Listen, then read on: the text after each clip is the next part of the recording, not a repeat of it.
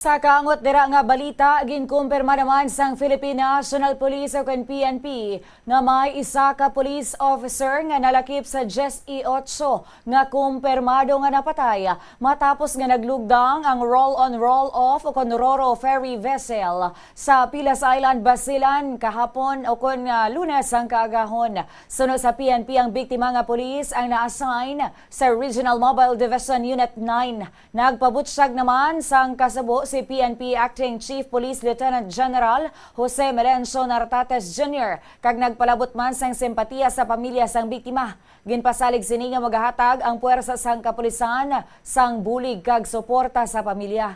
Suno pa sa PNP, 13 ka mga police personnel ang na-rescue kasunod sang trahedya. Siyam sa ilang nagikan sa 905th kag 903rd Maneuver Companies sang Regional Mobile Force Battalion 9 kag 4 naman ang nagikan sa Regional Emergency and Rescue Unit 9. Gindala ang mga na-rescue nga mga personnel sang kapulisan sa Zamboanga City Port kag sa Basilan Port para sa nagakaigo nga pagtatap.